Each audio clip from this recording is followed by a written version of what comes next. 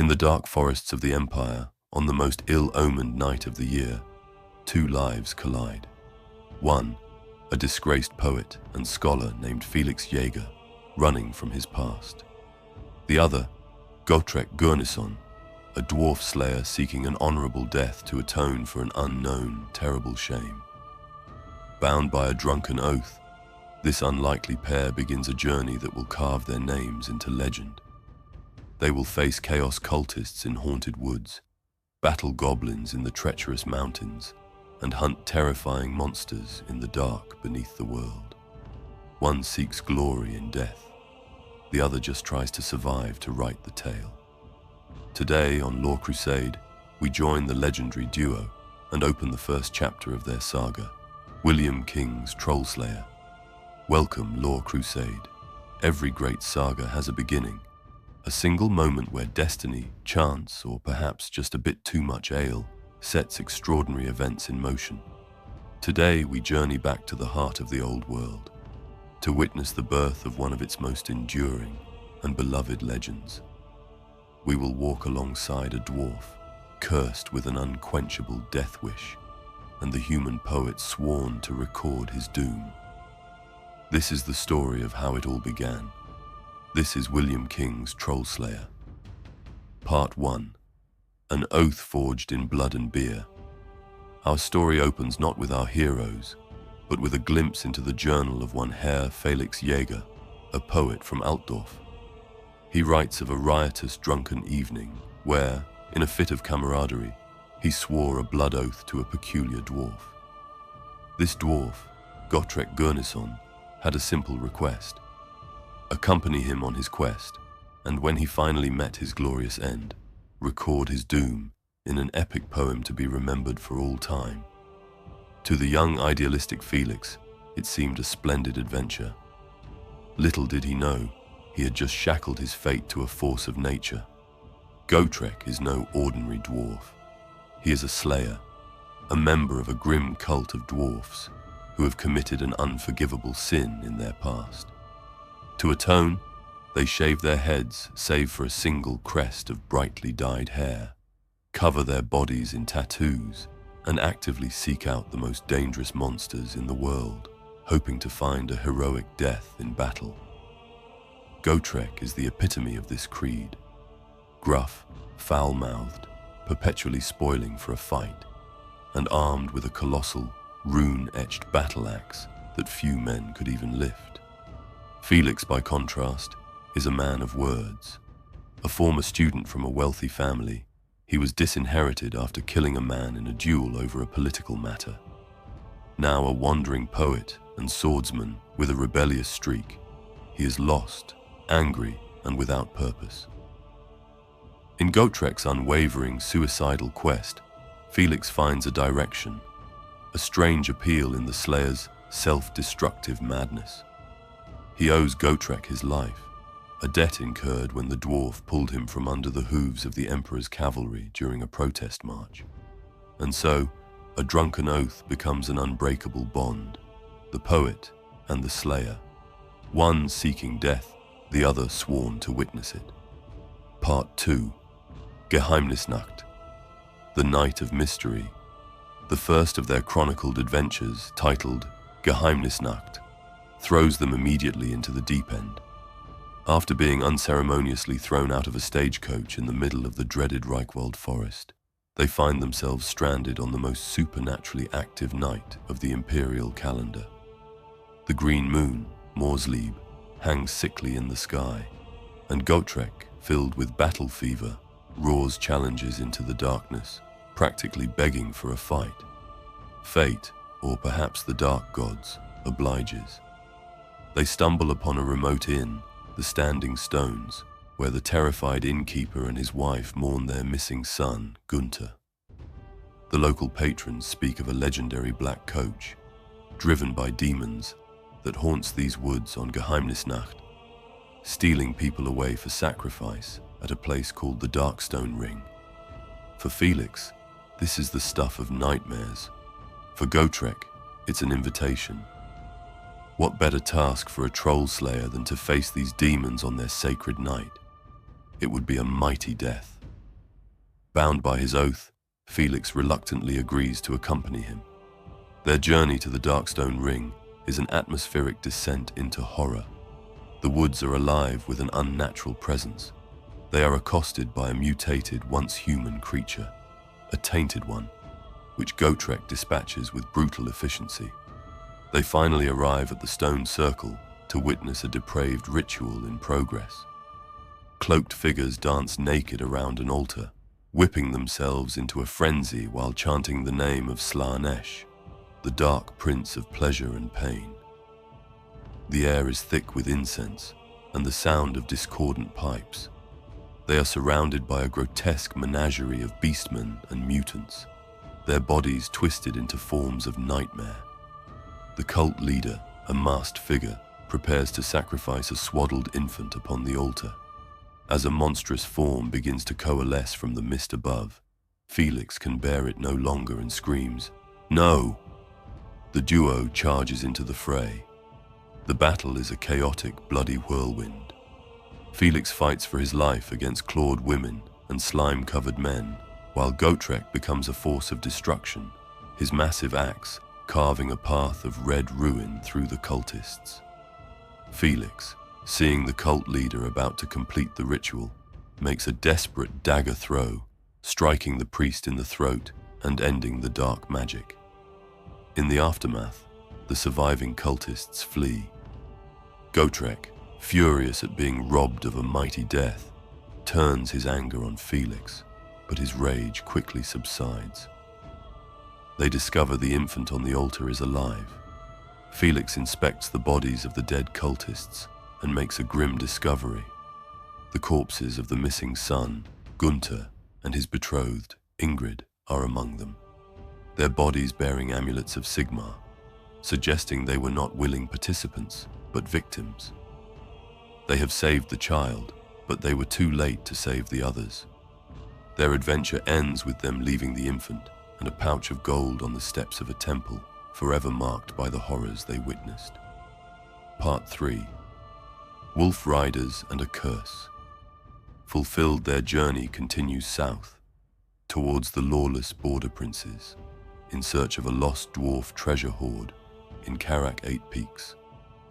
Broke and on foot, they seize an opportunity to join the caravan of an exiled nobleman, Baron Gottfried von Diehl, and his entourage. The caravan is a microcosm of the Empire's troubles.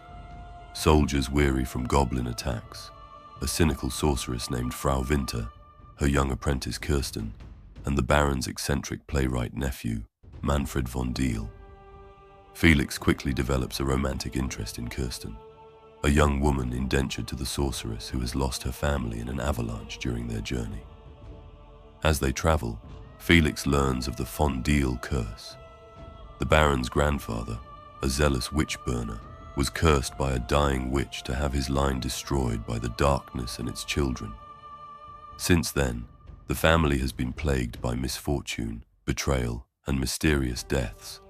The caravan is relentlessly harried by goblin wolf riders. The journey becomes a grueling ordeal of constant watches and skirmishes. Felix, no longer a pampered student, proves his worth as a warrior, fighting alongside the Baron's men. During this time, the tension within the caravan grows. Frau Winter, the sorceress, seems to hold a deep resentment for Manfred, and her son, the grizzled warrior Dieter, is revealed to be the bastard offspring of Manfred's father. The journey culminates in a horrifying siege. The exiles establish a fortified mansion, but their fragile sanctuary is assaulted by a massive horde of wolf riders and orcs, led by a powerful goblin shaman. The battle is a desperate struggle for survival. Gotrek, in his element, directs the fortification of the camp and stands as a bulwark against the tide of greenskins. Frau Winter reveals her formidable power, calling down bolts of lightning to decimate the attackers, but is locked in a magical duel with the enemy shaman. The siege takes a dark turn when the gate is breached. As Gotrek roars into the fray to meet the shaman, Felix rushes inside the mansion to find the sorceress. What he finds is a scene of bloody betrayal. Frau Winter is dead, stabbed multiple times. Dieter lies dead in a doorway. And Kirsten, his love, is dying in his arms, stabbed in the back. His world turns to ash. Consumed by a cold, murderous rage, Felix follows the trail of blood to the Baron's chamber. There he finds the old Baron slain in his bed, and Manfred von Diehl sitting calmly, his sword dripping with blood. The playwright reveals the horrifying truth. He is the agent of the curse. His father was a mutant, twisted by chaos, and the taint is in his own blood. He orchestrated the avalanche, released the undead from a hidden tomb that had attacked the caravan earlier, and has now murdered his own family and the woman Felix loved to fulfill his destiny. What follows is a duel fueled by pure hatred. Two madmen fighting in a dying Baron's chamber. Felix no longer fighting for honor or survival, but for raw vengeance, taps into a darkness within himself. In a final desperate move, he slices Manfred's throat and thrusts his sword through the madman's heart. Now the curse is fulfilled, he spits. Numb and broken, Felix stumbles outside to find Gotrek, grievously wounded but triumphant amidst a pile of goblin corpses. His purpose gone, Felix resolves to follow the Slayer into the mountains, towards a new, bleaker chapter of their lives. Part 4. The Dark Beneath the World. After the tragedy at Fort von Diehl, the pair's quest for Karak Eight Peaks gains a grim urgency. They are joined by a new group of companions they save from an orc ambush. Aldred Kepler, a fanatical Templar Knight of Sigmar, Johann Zauberlich, his cautious sorcerer advisor, and Jules Gascoigne, a cynical Bretonnian scout. Aldred is on a holy quest to retrieve a lost magical sword, Karag, which belonged to a fallen knight of his order. The prophecy guiding him foretold he would be aided by an ancient brethren, and he believes Gotrek is this prophesied dwarf. Their journey takes them to the gates of the fallen dwarf hold of Karak Eight Peaks, now a ghost city inhabited only by a tiny, desperate outpost of dwarfs, led by the ancient and bitter Prince Belegar. Here the weight of dwarf history and tragedy is palpable. Gotrek, for the first time, is in his element, walking the halls of his ancestors. Felix, a human in this deep, dark place, feels like an intruder, oppressed by the immense weight of the mountain above. Belegar, jaded by countless failed expeditions, grants them passage into the dark beneath the world, but offers no help. They are warned by a priestess, Magda, of unquiet spirits and a terrible evil that destroyed a previous expedition. The heroes descend into the Silverway, a vast, ancient underground road. The scale of the city is breathtaking, but it is a dead place, haunted by the ghosts of its past and infested with goblins and skaven. Their quest for the sword leads them to a sealed tomb. Behind a mound of treasure, they are ambushed by the monster that guards it, a grotesquely mutated chaos troll, a creature of immense power with 3 arms and horrifying regenerative abilities, its mutation fueled by a warp stone amulet chained around its neck. The battle is a brutal, desperate affair.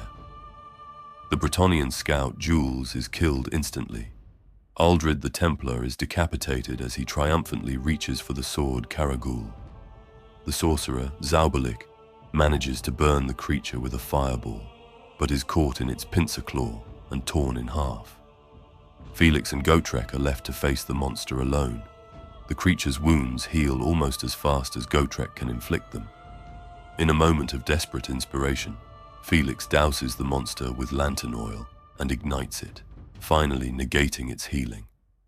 Gotrek delivers the final, thunderous blow, severing the creature's head. As they stand victorious but exhausted, they are cornered by a horde of goblins. Preparing for a heroic last stand, they are saved by the very spirits Magda warned them of. The ghostly forms of ancient dwarf lords emerge from the sarcophagi, their spectral axes slaying the goblins without leaving a mark. They thank Gotrek for cleansing their tomb, tell him his doom is far greater than what he sought here, and then vanish in a flash of golden light. Gotrek and Felix are left alone, the only survivors, in the silent, haunted dark beneath the world. Conclusion: the mark of a slayer, the birth of a legend. Trollslayer is not a single, overarching novel, but a collection of interconnected novellas and short stories that establish the characters and themes that will define the entire series. It masterfully sets the tone, a blend of dark, gritty fantasy, black humor, and epic, high-stakes adventure. We see Felix Jaeger transform from a disillusioned, rebellious youth into a hardened, weary adventurer. He is not a hero in the classical sense. He is often terrified, cynical, and driven by very human desires for love, revenge, and simple survival. But when the moment comes, he finds a courage he never knew he had.